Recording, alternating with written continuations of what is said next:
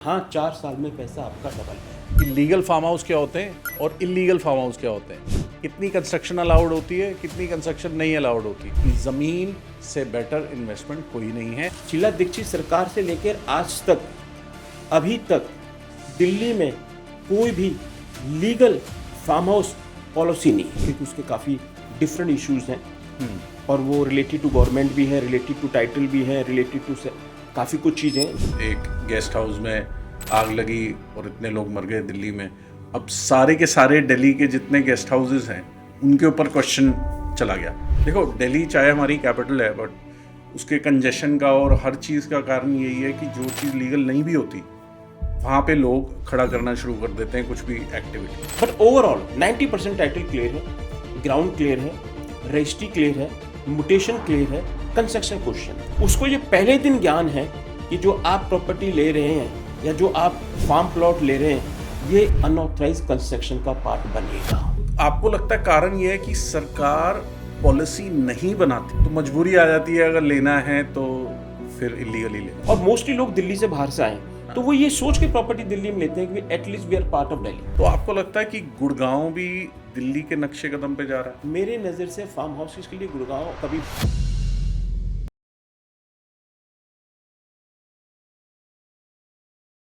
नमस्कार, welcome to a day forward.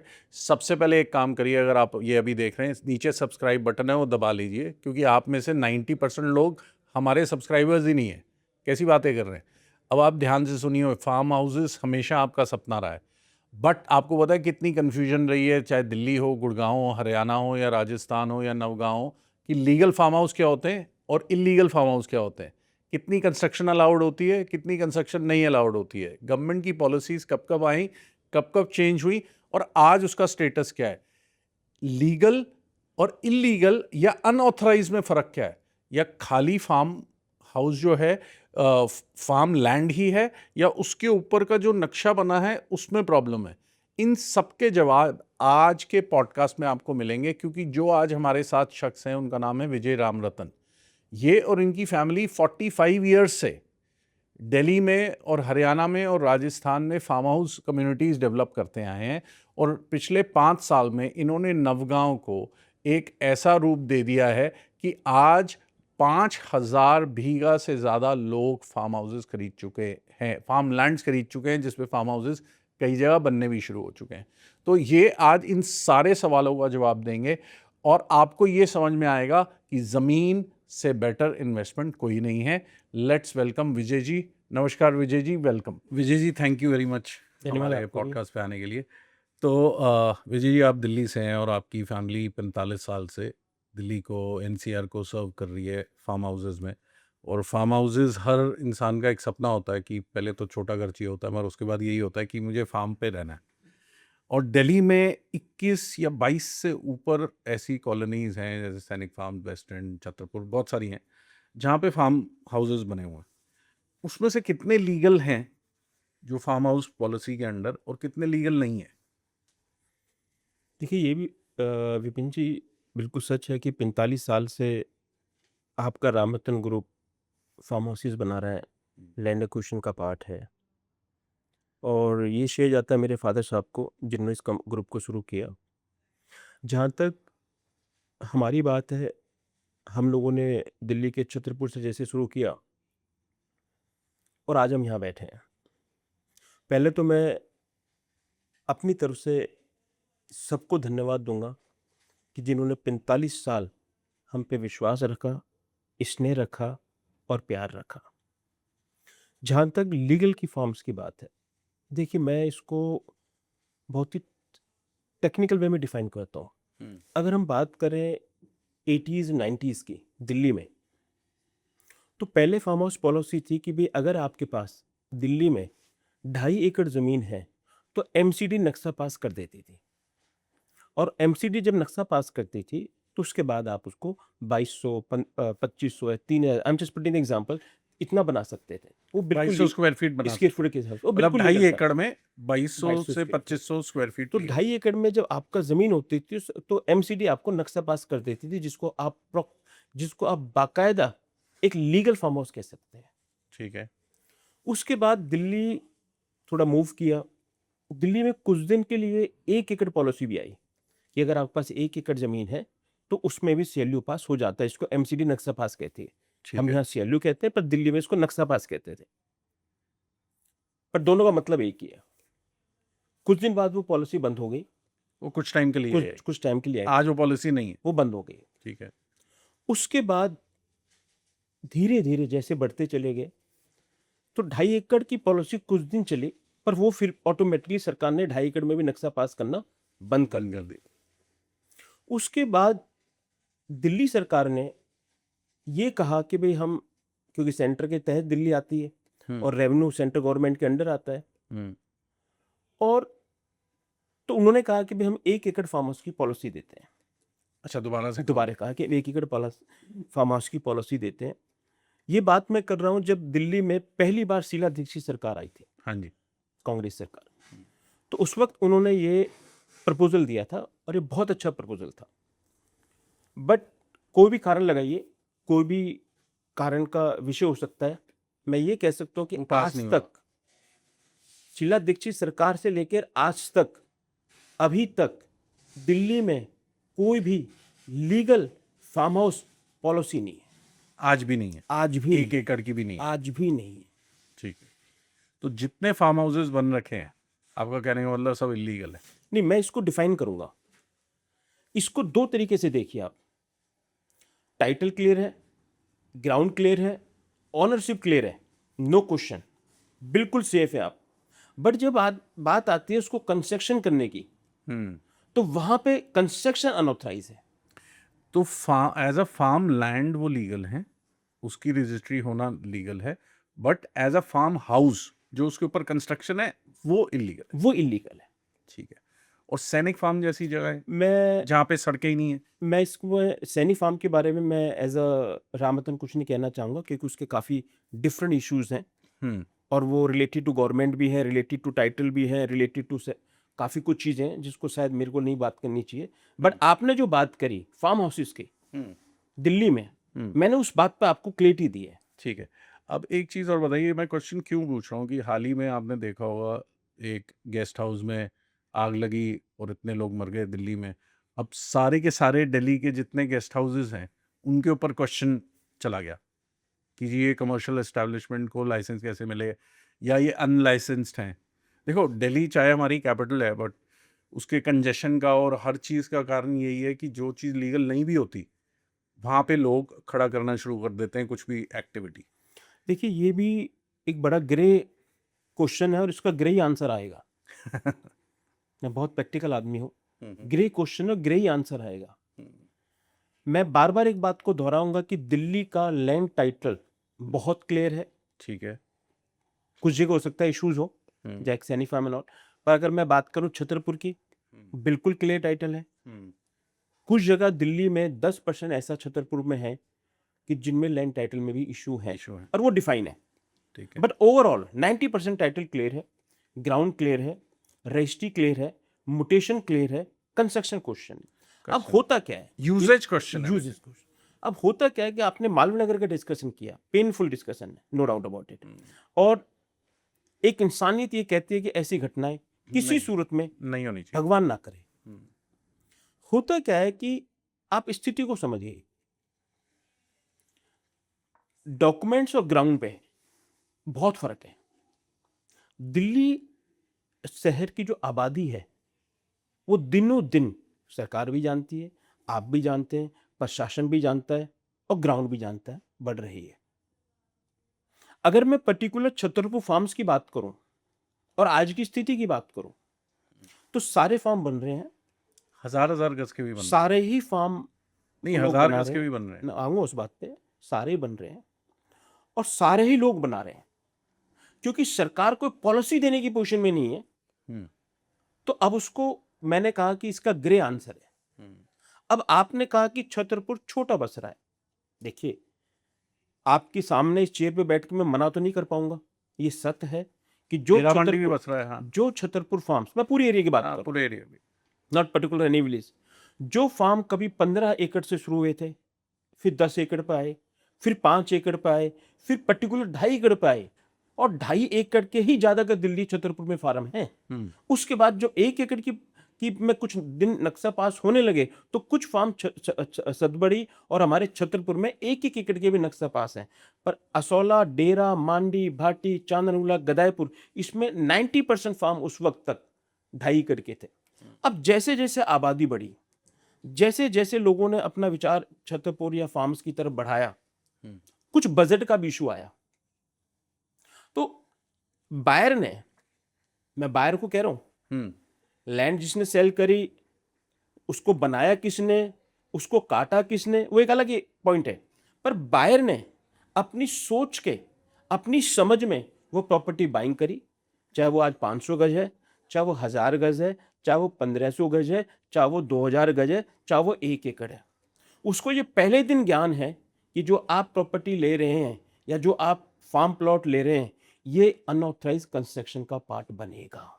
उसको पहले दिन गया उसको पहले दिन पता है और वो फिर भी ले रहा है। वो उसके बावजूद भी ले रहा है। इसलिए मैंने कहा इसका आंसर ग्रे है।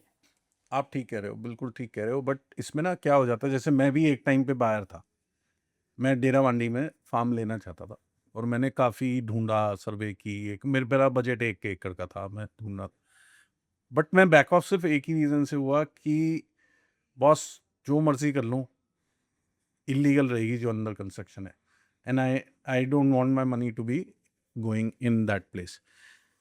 तो आपको लगता है कारण ये है कि सरकार पॉलिसी नहीं बनाती तो मजबूरी आ जाती है, अगर लेना है तो फिर इलीगली ले लो? दोनों तरह से इसका भी आंसर है।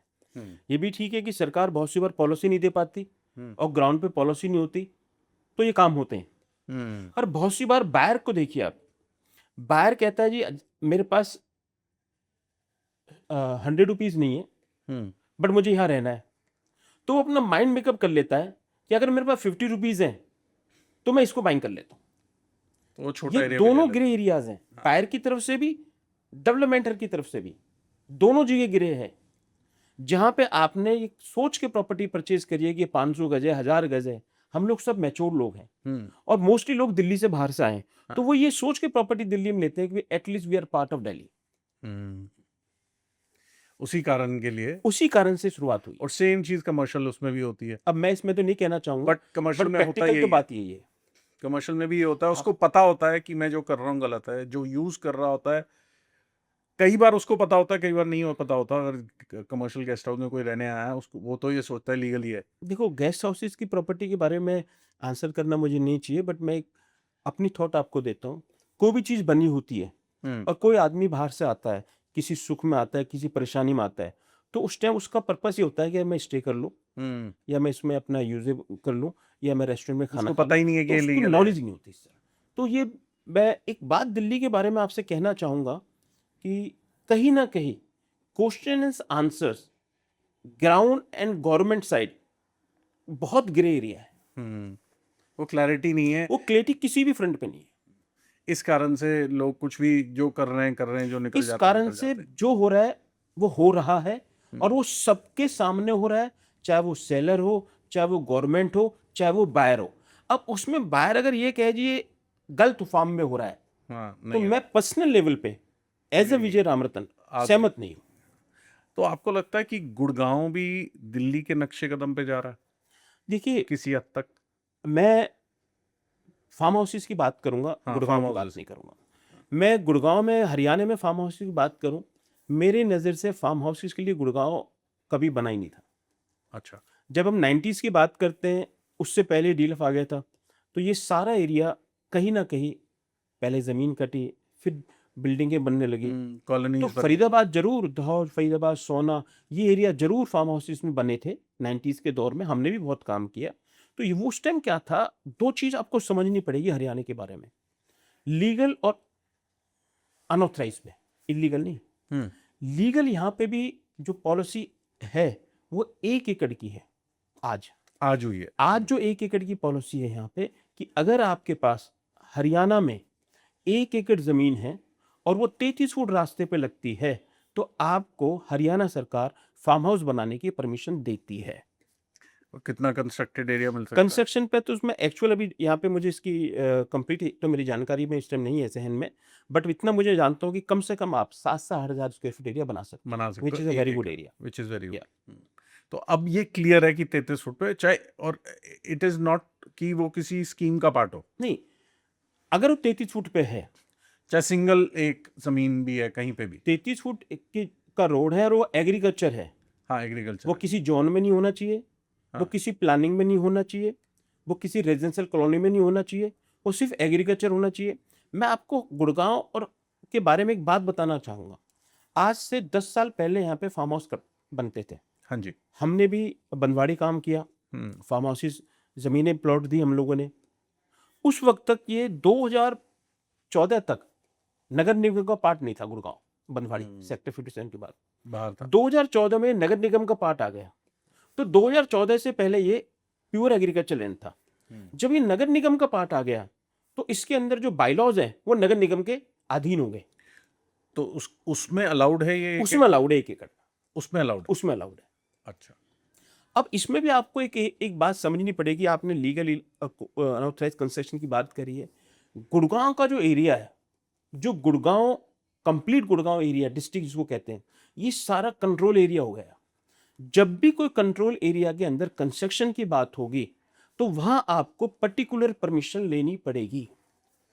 अगर आप उस कंट्रोल एरिया से बाहर हैं तो ना आज वहां को पॉलिसी है, ना सरकार की कोई पॉलिसी आने वाले दिनों तक मुझे पर्सनली नजर नहीं आती। ये मेरा व्यू है। जैसे सोना भी कंट्रोल एरिया में? पूरा गुड़गांव डिस्ट्रिक्ट अच्छा, कंट्रोल एरिया आज, अब कुछ नहीं बचा उसमें, उसमें कुछ नहीं बचा। सारा कंट्रोल एरिया। तो कंट्रोल एरिया के अंदर आपको कहीं ना कहीं सरकार से पॉलिसी के तहत काम करना पड़ता है। और 33 फुट पे होना चाहिए। ये क्या यही कारण है आपने नौगांव चुना? देखिए, नौगांव बिल्कुल ठीक कहा। जब यहाँ पे कंस्ट्रक्शन अनऑथराइज होने लगी और कंस्ट्रक्शन की पॉलिसी नहीं थी, कंस्ट्रक्शन पे सवाल उठने लगा और कस्टमर को कहीं ना कहीं पेन होने लगा। हालांकि मैं बार बार आपसे एक बात कहूँगा कि चाहे वो दिल्ली था, चाहे हरियाणा है, चाहे वो राजस्थान है, कहीं पे भी बायर ने गलत टाइटल नहीं खरीदा, गलत ग्राउंड नहीं खरीदा, गलत ऑनरशिप नहीं है उसकी। The question is only construction. अब इसमें ग्रे पॉइंट कहाँ पे आता है? बहुत से लोग कहते हैं जी हमने यहाँ खरीदा, वहाँ खरीदा। देखिए, जब बायर को बहुत सी बार ये पता ही नहीं है कि आपने पहाड़ खरीदा है, फॉरेस्ट खरीदा है, पंचायत खरीदा है, तो उसमें आप अगर ये कहो जी बिल्डर खराब है, ये कहो जी कम्युनिटी खराब है, ये कहो जी फार्म अनऑथराइज है, तो ये थोड़ा सा सोच के हमें ज्ञान होना चाहिए। जो वैल्यू है वो लैंड से ज्यादा उस चीज की है, उसकी यूजेज की है। समझो कोई भी XYZ प्राइस है, 5 करोड़ रुपए एकड़ हो या 10 करोड़ रुपए, वो तब डिफाइन होगा। एक तो लोकेशन, दूसरा उसकी यूजेज क्या हो रही है। देखो, अगर उसको मैं फार्म हाउस की तरह यूज नहीं कर सकता, मेरी नज़र से ये मेरा अपना अनुभव है कि दिल्ली में फार्म हाउस कल्चर था और गुड़गांव में फार्म हाउस कल्चर नहीं था। नहीं है, कभी भी नहीं आया।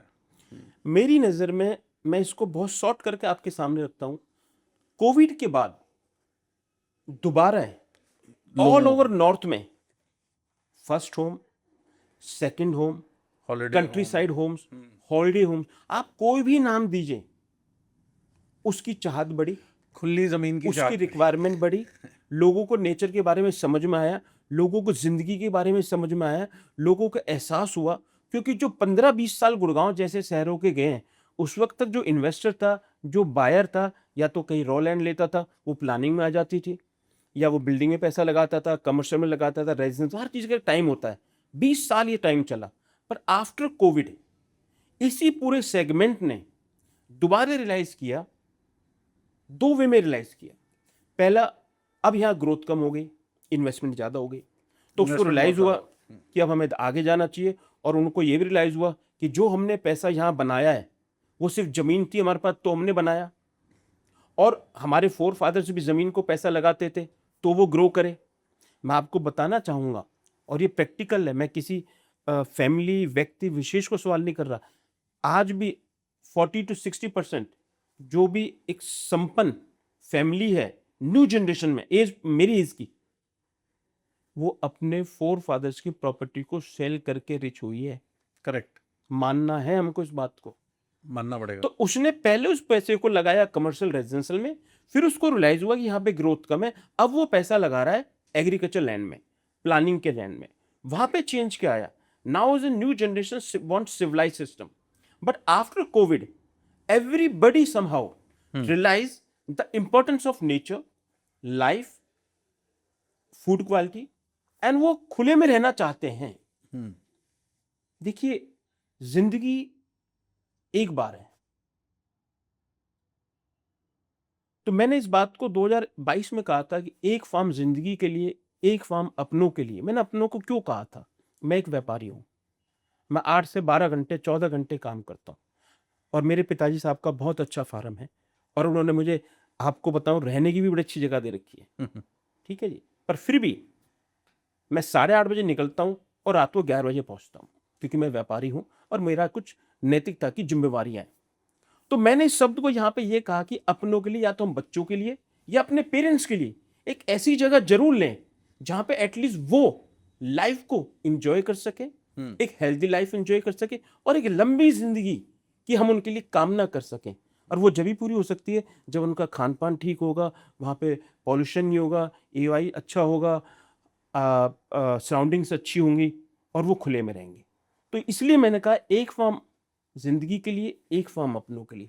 और मैं आपको बताना चाहूंगा कि पिछले 5 साल में इसकी जो बढ़ोतरी हुई है वो ऑलमोस्ट 50% हुई है एज अ बायर। इसलिए हम लोगों ने, जब सरकार ने 2021 में, मैंने एक बार आपके साथ पॉडकास्ट किया था, मुझे याद है, तो उस वक्त हम 9 गांव शुरू करके आगे बढ़े थे। हाँ। और आज मैं आपको बताना चाहूंगा कि आपके रामरतन ग्रुप को 9 गांव में काम करते हुए 5 साल 5 साल कंप्लीट हो गए हैं। और 5 साल में इतना हमें भगवान ने सौभाग्य दिया, उस कर्म भूमि ने सौभाग्य दिया, आशीर्वाद दिया कि आज 9 गांव को आप लोग, आपका विश्वास, बायर का विश्वास, हो सकता है थोड़ी बहुत कमी हमसे भी रही हो, रामरतन 9 गांव के नाम से जान। बिल्कुल कहता है। ये हमारे लिए 3000 बीघा कर चुके हैं। 3000 बीघा प्लस हमारे पास हो गई है, और हमने बड़ा फेयर काम किया है। हमने आज की जरूरत को ध्यान में रखते हुए, अपने बैकग्राउंड को ध्यान में रखते हुए, अपने विजन को ध्यान में रखते हुए, बेसिक नीड को ध्यान में रखते हुए, growth of appreciation of money को ध्यान में रखते हुए, और हैप्पीनेस के लिए प्राइवेट लाइफ, कम्युनिटी लाइफ को ध्यान में रखते हुए चीजों को बनाया। इसलिए आप मेट्रो से निकल के ही एक सेकंड होम, जिसको आप holiday home, country side home, ये डिफरेंट नाम है। मतलब सिर्फ इतना है, एक ऐसी जगह जहाँ पे खुलापन हो, नेचर हो, कम्युनिटी हो, लोग इकट्ठे रह सकें और खुल के बात कर सकें, कोई परेशानी ना हो।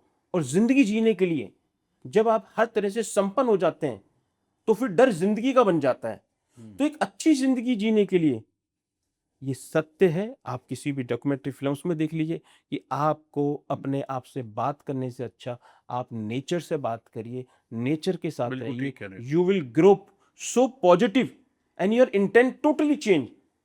The moment both thing happen, you are happy person. मैं आपको बताता हूँ, मैं अभी 1-1.5 महीना पहले ना कहीं पहाड़ पे गया था, ठीक है, हिमाचल में गया, 10 घंटे की ड्राइव समझ लो।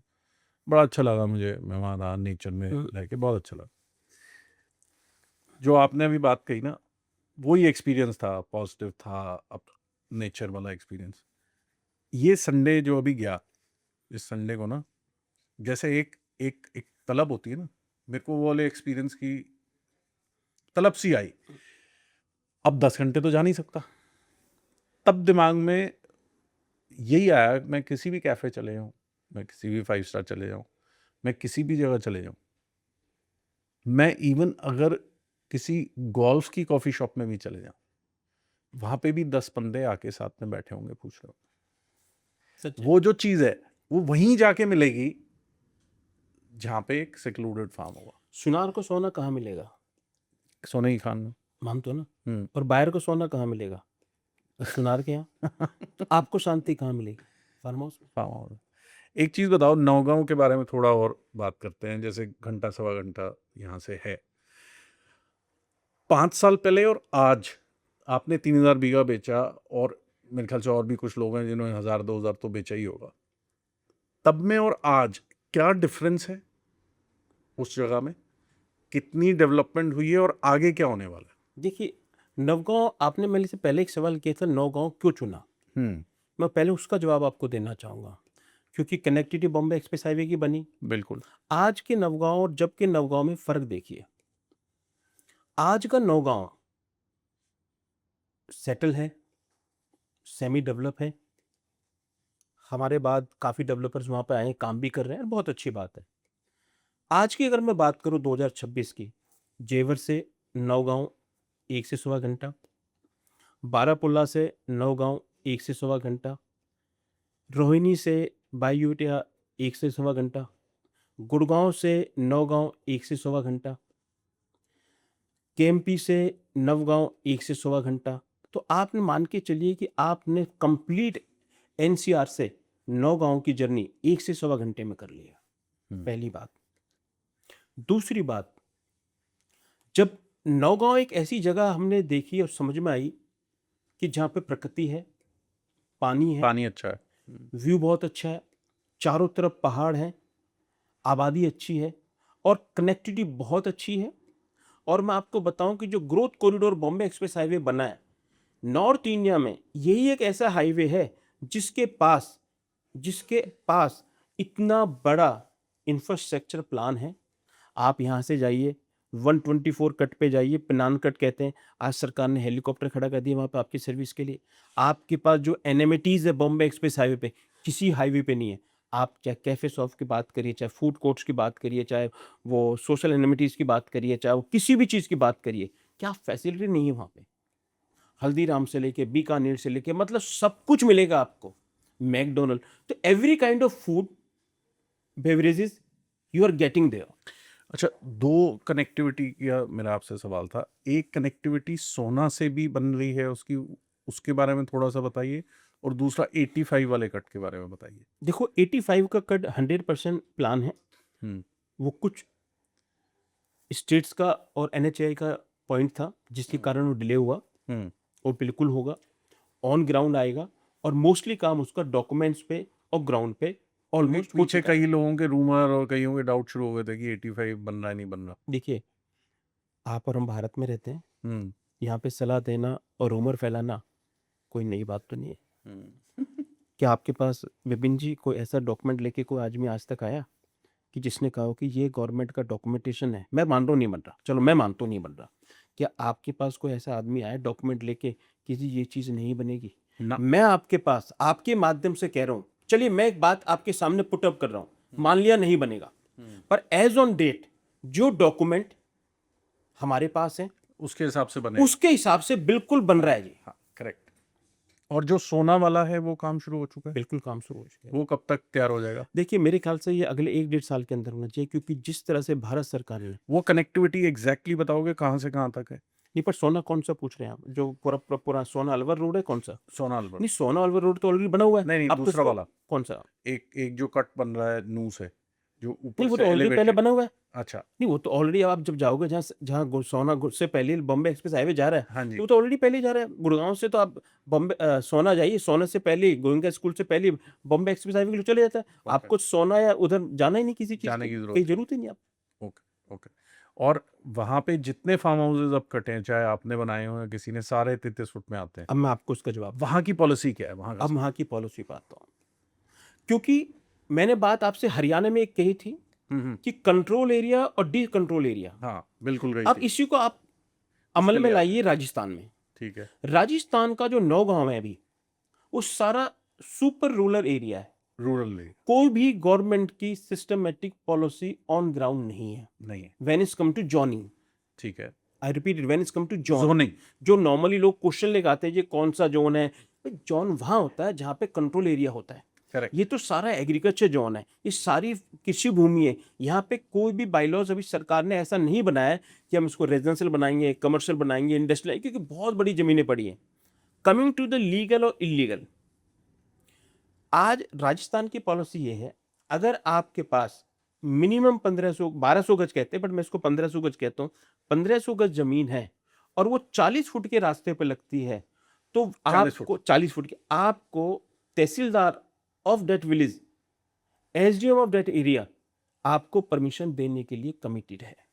फार्म हाउस बनाने के लिए फार्म हाउस बनाने के कितना लिए, एरिया? उसको रेजिडेंशियल में भी कन्वर्ट करने के लिए, रेजिडेंशियल में convert किया? रेजिडेंशियल में भी कन्वर्ट कर सकते हो क्योंकि रूरल एरिया है ना जी। अच्छा, तो आप चाहो तो उसको रेजिडेंशियल में कन्वर्ट कर लो, आप चाहो तो उसको फार्म हाउसेस में कर लो, कोई भी पर्टिकुलर एरिया अभी डिफाइन नहीं है। बट आपके पास मिनिमम जमीन 1500 गज होनी चाहिए और 40 फुट का गवर्नमेंट अप्रूव्ड रोड होना चाहिए। और गवर्नमेंट अप्रूव क्या? जैसे आप गवर्नमेंट का जो रोड होता है, नहीं, जैसे आप 500 बीघा का आप काटते हो, हाँ, 500 तो बीघा। अगर हमने 500 बीघा जमीन पे फार्म हाउसेस बनाए हैं, हाँ जी। तो हमने क्या किया, हमने 500 बीघा जमीन ली फॉर एन एग्जांपल, हमने पूरा बेसिक इंफ्रास्ट्रक्चर दिया, हमने हॉर्टिकल्चर किया, हमने उसको गेटेड बनाया, हमने उसको सोसाइटी बनाया। बट जब हमने आपको फार्म प्लॉट दिया तो सिर्फ हमने फार्म प्लॉट दिया, मैंने आपके लिए कोई कंस्ट्रक्शन नहीं करके भेजा। नहीं, वो तो ठीक है। एक पॉइंट। दूसरा पॉइंट, मैंने या तो 1500 गज बनाया या 3000 गज 3000 बेचा। गज बनाया, बिल्कुल ठीक उसके है। सामने जो रोड है वो 40 फुट रोड है और आपने उस बनाया पर्टिकुलर 40 रोड को हमने गवर्नमेंट को डोनेट किया। तो now that road is the government road अरे very good. As per the law everywhere in the India. जो भी कन्वर्जन ऑफ लैंड यूज होता है, चाहे आप उसको सीएलयू कहिए, नक्शा पास कहिए, रेजिडेंशियल के लिए कहिए, फार्म हाउसेस के लिए कहिए, या तो मिनिमम 33 फुट होना चाहिए या 40 फुट होना चाहिए। जैसे वेयर हाउसेस के लिए, जो कि मेरा सेक्टर नहीं है, 60 फुट का होना चाहिए, 60 फुट का होना चाहिए। ये बाई लॉज। तो नौगांव में जो भी हम लोग बना रहे हैं उसमें एज 40 पर फुट द आप बाई कर ही लॉ, रहे हो। और 40 फुट से नीचे रोड हम नहीं छोड़ रहे। Very good. नौगांव में हमारी पॉलिसी क्या है? नौगांव में हमारी पॉलिसी है कि जो आज की सबसे बड़ी परेशानी मुझे नजर आती है, अच्छे अच्छे घरों में, बड़े बड़े घरों में, बड़े बड़े विलाज में, बड़े बड़े अरबपति लोग एक बीमारी से परेशान है। Correct, depression, correct. अकेलेपन।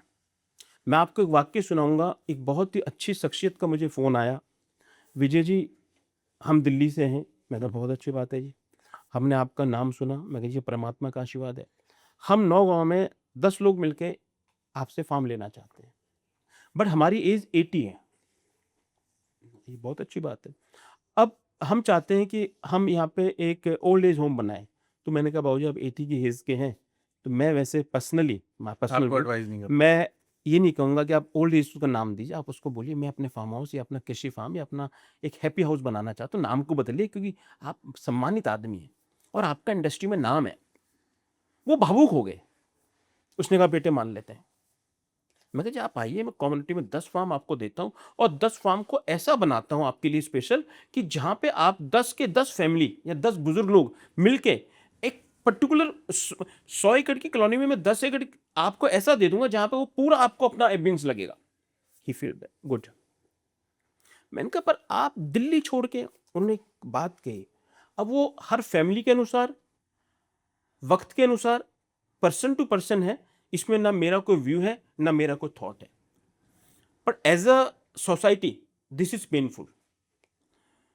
उन्होंने कहा हमारे बच्चे अब हमारे साथ नहीं रहते, हमने बहुत काम किया, बहुत पैसा कमाया, आज हमारे पास पैसा है बट हम अकेले हैं, हमारे बच्चे हमारे पास नहीं आते, साल से बाहर रहते नहीं आते, वी फील डिप्रेस, हम किससे बात करें। उन लोगों ने ये दिल्ली की जो सोसाइटी की बीमारी या मेट्रोज की बीमारी है, इसको भी दूर करने के लिए, देखिए हम भारतीय हैं, सनातन हमारी धन संस्कृति है, साधु संतों का मुल्क रहा है, इतिहास गवाह है, दुनिया ने आके भारत में शिक्षा भी ली है और अपनी लाइफ को बेटर करने की शिक्षा भी पाई है। आयुर्वेद बहुत संपन्न है हमारे यहाँ। वहां आप डिप्रेशन सुन के अजीब लगता है, क्योंकि आज ना कोई बात करने वाला है, ना कोई विश्वास में बात सुनने वाला है, ना किसी की बात को कोई मानने वाला है, और ना ही कोई वो सच्चा हाथ बचा है जिसके साथ पकड़ के आप चल सकते हो। तो अब आपके पास एक ही चीज बची है, वो है नेचर। जाइए नेचर के पास, प्रकृति की गोद में जाइए, अच्छी प्लांटेशन करिए, अच्छी कल्टीवेशन करिए, अच्छी डेयरी फार्म बनाइए, अच्छी जिंदगी जीजिए। आप अपने आप को बिजी रखिए, कहीं गौशाला में, कहीं मंदिर में, कहीं प्रकृति के साथ, कहीं फार्मिंग करते हुए, तो दिन से शाम कब हो जाएगी पता नहीं चलेगा।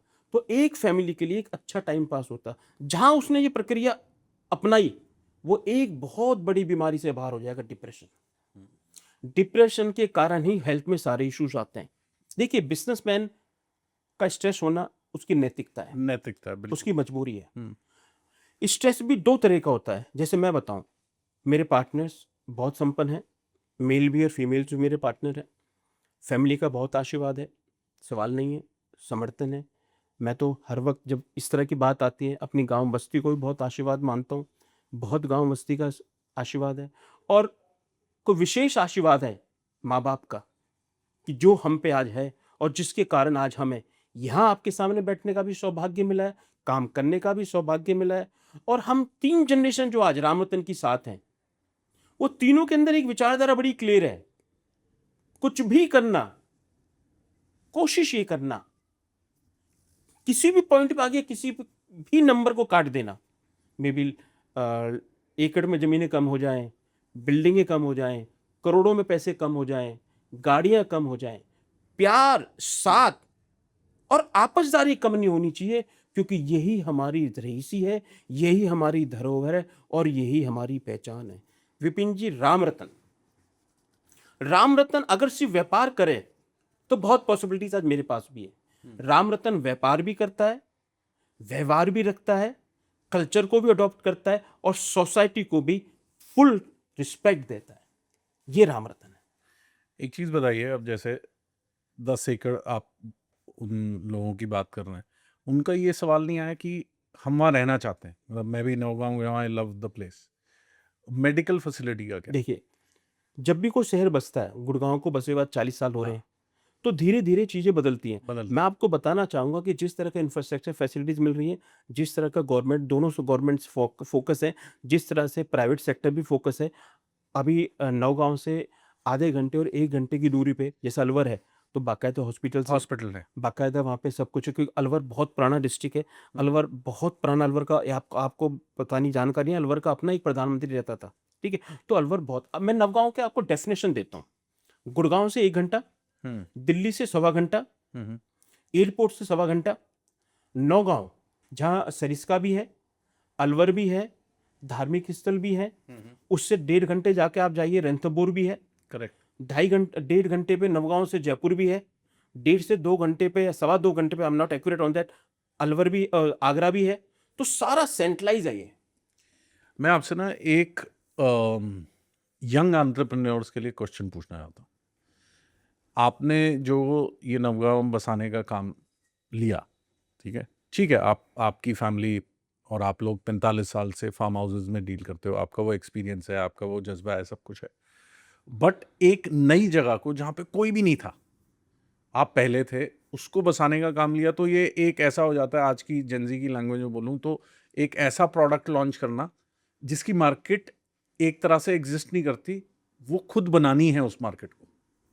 ठीक है, आज हम बात करें 5 साल बाद, हाँ वो मार्केट बन चुकी है किसी हद तक, लोग जानते हैं, बहुत सारे लोग खरीद चुके हैं, 3000 तो आप ही ने बेच दिया और लोगों ने बेच दिया, तो आज इस प्रोडक्ट की एक्सेप्टेबिलिटी हो गई। मगर जब आपने ये शुरू किया, उस समय आपकी क्या सोच थी, और आपने ये 5 साल इसको पूरा करके दिखाया, इसके पीछे क्या, मतलब मैं क्या कहूँगा, क्या जज्बा रहा है, क्या वो रहा है जो एक यंग बंदे को एक नया बिजनेस जब शुरू कर रहा हो वो आपसे सीखना चाहिए, वो क्या? देखिए, अगर मैं 2021 से पहले बायर, इन्वेस्टर, सोसाइटी या कम्युनिटीज़ की बात करूं तो बड़ी डिफरेंट थी। मैं अगर 2021 के बाद नवगांव के अंदर इस बात को सामने लाता हूं, ज़्यादा हिस्ट्री में नहीं जाता। पहले सिलेक्टेड बायर थे, मतलब यू कैन से कि सोसाइटी में अगर 20 कैटेगरीज हैं तो 5 ही फार्म या लैंड में पैसा लगाता था, 15 सोचता था, समझता था या ध्यान भी नहीं देता था। आज HNI, corporate, law firms, CAs, NRI, MD, CFOs of the companies, सब especially listen to me sir, doctors and जो डिप्रेशन ट्रीट करते हैं, and very respectful, and this is honor to me, female individual buying the farms and investing in the lands. तो ये जो segment, category of people मैंने आपसे बोला, इसको ध्यान में रख के हमने नौगांव चुना। और एक और, इस सेगमेंट ने कई बार, कई मौकों पे इस पॉइंट को सामने रखा, we want to buy but we don't know whom to buy, where to buy, how to connect and how to deliver and how to get the delivery. हमने यहां पे क्या किया, हमने यहां पे बेसिक कम्युनिटी दी, आपको लीगल ऑनरशिप दी, उसके बाद हमने आपको ऑफर दिया कि बिल टू सूट पॉलिसी पे आपको कहीं नहीं जाना, आप फार्म हमारे से बनवाइए, बनवा कंस्ट्रक्शन कराइए, आप कमर्शियल बेसिस पे हॉस्पिटलिटी की सर्विस लीजिए, मैन पावर सर्विस लीजिए, हॉर्टिकल्चर सर्विस लीजिए, फार्मिंग सर्विस लीजिए, टूरिज्म सर्विस लीजिए। तो हमने उसको सर्विस बेस फैसिलिटीज अवेलेबल कराई और उसमें भी उसको ऑप्शन दिया कि अगर ये चीज आप अपने आप से भी कराना चाहते हैं तो आप करा तो as a owner of the, as a developer of the property, I will support them, because मैं किसी को बेचना नहीं चाहता, मैं उसके साथ रहना चाहता हूं। आपने कहा 5 साल में क्यों डिलीवर किया, नहीं, मैं बोल रहा हूँ 5 साल तक इतनी शिद्दत रखना, अब मैं उसके उसका लिए क्या कारण चाहिए? बताता हूं जी। Delivery is a mother. Problem कहां पे आती है, कस्टमर कहां अनफेथ फील करता है, अनसिक्योर फील करता है, in any product, in any industry, जब उसको डिलीवरी ना मिले। जब उसको उसके प्रिंसिपल अमाउंट की ओनरशिप नहीं मिलती। हाँ, देखिए, there is a differentiate between the builder and the developer. मैं इसको डिफाइन करना चाहूंगा आज। बिल्डर से आप प्रॉपर्टी खरीदते हैं, आपने एटीएस किया, बाय सेल एग्रीमेंट बनाया और आपने 3 साल, 5 साल, 10 साल, 15 साल वेट किया कि कब वो बिल्डिंग बनेगी, कब उसमें फ्लोर बनेगा, कब आप उसके एक प्रिंसिपल ओनर होंगे। जब तक वो रजिस्ट्री आपके नाम नहीं होती, विपिन जी आप इतना बड़ा काम करते हैं, क्या वो पर्टिकुलर ओनर है? ना, नहीं है। तो यहां पे वो डिपेंडेंट है। बट जब फार्म लैंड की बात आती है या फार्म हाउस की बात आती है या लैंड इन्वेस्टमेंट की बात आती है, जिस वक्त आपने मन बनाया कि विजय जी, मैं अपना नाम लेता हूं कि विजय जी मैं रामरतन ग्रुप से इन्वेस्ट करना चाहता हूं या फार्म लेना चाहता हूं या फार्म इन्वेस्टमेंट करना चाहता हूं, मुझे 3 चीज चाहिए, safety for funds, very first day मैं आपके नाम ऑनरशिप दे रहा हूं, लीगल ऑनरशिप। सेकंड, एप्रिसिएशन, मैं आपकी एप्रिसिएशन में भागीदार बन रहा हूं कि आपकी प्रोडक्ट की, आपकी इन्वेस्टमेंट की एप्रिसिएशन हो, क्योंकि मैं डेवलपर हूं, क्योंकि मैं सिंगल हैंड नवगांव की मैं काम कर रहा हूं, क्योंकि मैं रेगुलर फोकस बिजनेसमैन हूं। Third, the main question sometimes आता है, व्हाट द एग्जिट प्लान। तो Ramratan group, safety for funds, partner in your profitability and responsibility, taking a responsibility to give you exit from the land. Mostly time ये सवाल आता था कि जमीन खरीदना आसान है, उसको बेचना संभालना मुश्किल है, उसको देखरेख करना मुश्किल है, उसको बेचना मुश्किल है। उन सब सवालों का जवाब रामरतन है। पिछले 5 साल में जुनून क्यों पैदा हुआ?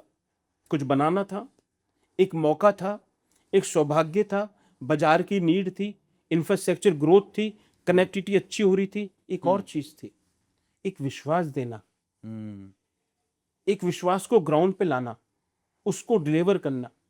मैं ये कह सकता हूं आपके मामले में सामने कि हो सकता है कि मेरा प्रोजेक्ट कोई 2-4 महीने डिले हुआ हो रहा हो, कोई दिक्कतें थोड़ी बहुत आई हो, हम भी इंसान हैं। बट मैं आपको एक बात विद रिस्पेक्ट कह रहा हूं, किसी भी आदमी ने रामरतन में अगर 10 रुपए भी लगाए हैं, वेरी फर्स्ट डे ही is the sole owner of the property. उसका प्रिंसिपल बिल्कुल सिक्योर है, था उसको किसी के पास जाने की जरूरत नहीं है। 2021 जो जगह 12 से 15 लाख या 8 से 12 लाख रुपए बीघा थी, आज आपका नौगांव मिनिमम 1 करोड़ रुपए बीघा रॉ लैंड है। तो अप्रिसिएशन भी देखिए, बाइंग सेलिंग कैपेसिटी भी देखिए, सरकार ने इंफ्रास्ट्रक्चर दिया उसके कारण भी देखिए, रामरतन ग्रुप ने उन सपनों को ग्राउंड पे उतारा। आज आप जाइए, रामरतन ग्रुप की कम्युनिटी देखिए, रामरतन ग्रुप का ग्राउंड देखिए, और रामरतन ग्रुप ने नौगांव में 5 साल में ना सिर्फ व्यापार किया, सामाजिक ढांचे को मजबूत किया, लोकल कम्युनिटीज को, लोकल पीपल्स को एम्प्लॉयमेंट दी, शिक्षा के क्षेत्र में जो सामाजिक मदद की हो सकती थी वो की, वहां के मेल फीमेल्स को सोशली सपोर्ट किया, वहां की पर्टिकुलर कम्युनिटीज को रिगार्ड रिस्पेक्ट किया। क्योंकि मुझे वहां शहर बसाना है, ये तो मैं जानता हूं, और मैं वहां शहर बसा रहा हूं, ये आप जानते हैं। पर किसी भी अच्छी कम्युनिटीज की सेफ्टी सिर्फ सरकार के बलबूते नहीं होती, वहाँ की लोकल कम्युनिटीज को आप कितना फेवर में लेके उनको उनके लिए कितना बेनिफिशियल एटमॉस्फेयर लाते हो। रामरतन ग्रुप ने सिर्फ प्रोडक्ट नहीं बनाया ना प्रोडक्ट बेचा, रामरतन ग्रुप ने उस एरिया के हर वर्ग के लिए काम पैदा किया, उनसे अपने संबंध मजबूत किए, उनसे संबंध की परिभाषा अच्छी बनाई, जिससे कल को कोई भी कम्युनिटी वहां जाए या कोई भी लोग एज अ फार्म ओनर जाए, उनको एक अच्छा एटमॉस्फेयर मिले। वहाँ पे 1 बीघा में जैसे 3025 गज होता है, कितना कंस्ट्रक्शन अलाउड है अगर सीएलयू ले लेते हैं? अगर सीएलयू ले लेते हो तो आप मान के चलिएगा 20 से 22,000 स्क्वायर फीट एरिया बना सकते हो। मतलब बहुत बहुत ही बढ़िया एरिया है। एक चीज़ और बताइए, जैसे अभी गुड़गांव में फ्रेश बुकिंग में थोड़ा स्लो डाउन है, रीसेल की ट्रांजैक्शन या रेडी टू मूव ट्रांजैक्शन ज़्यादा हो रही हैं गुड़गांव में, तो इसका कोई कनेक्शन आप नौगांव को साथ देखते हैं? बिल्कुल आप है। उस अगले 2-3 साल में नौगांव में अप्रिसिएशन क्या देखते हैं? बिल्कुल है सर, ये तो प्रैक्टिकल फॉर्मूला है।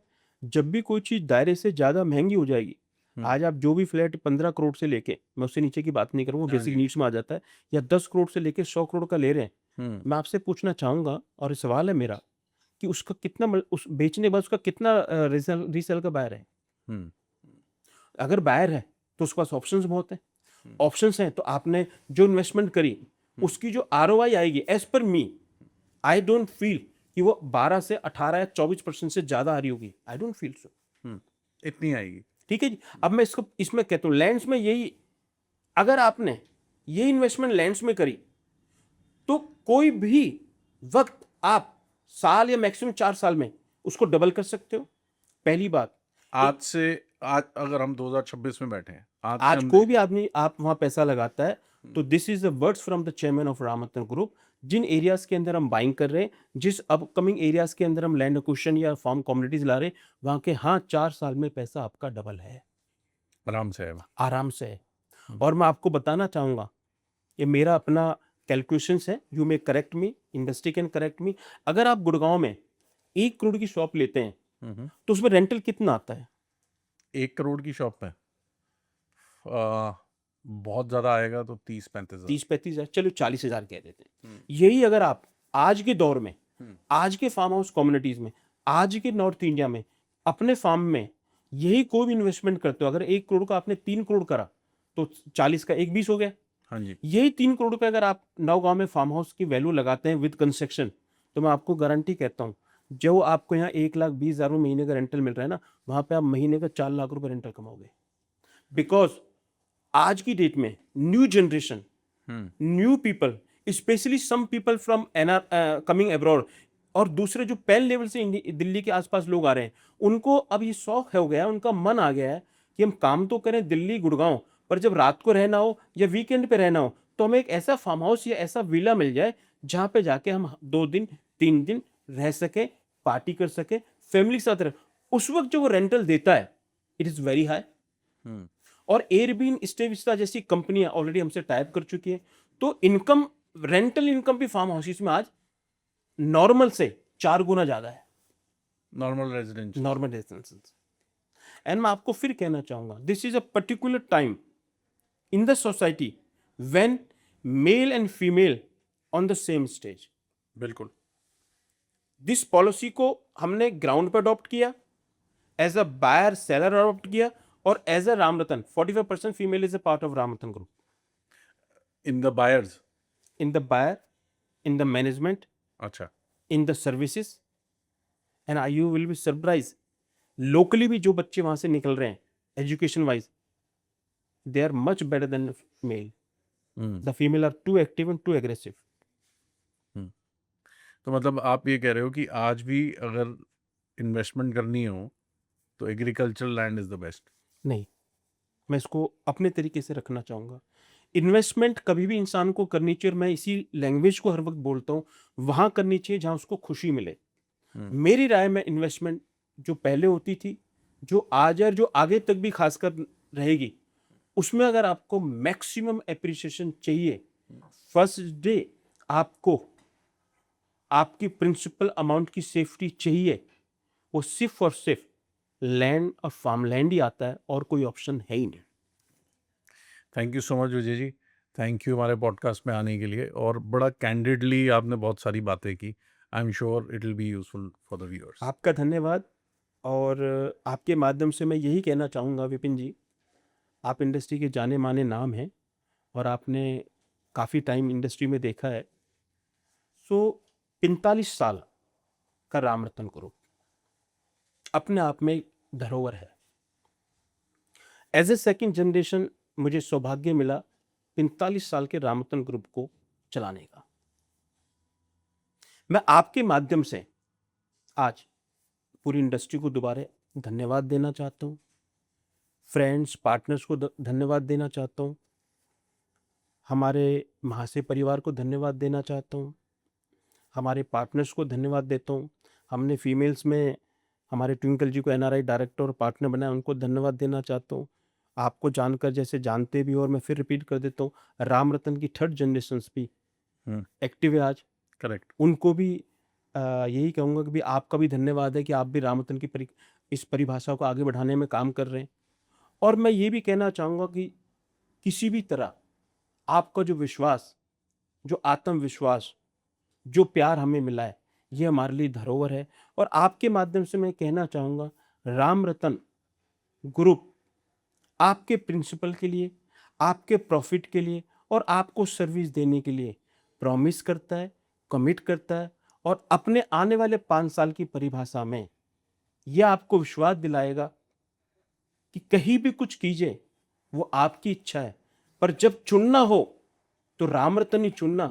इसका अपना इतिहास है और इसकी अपनी एक कला है, और वो इतिहास है जो 45 साल है, और कला है कि अपने से ज्यादा इन्वेस्टर और बायर को रिगार्ड और रिस्पेक्ट देना।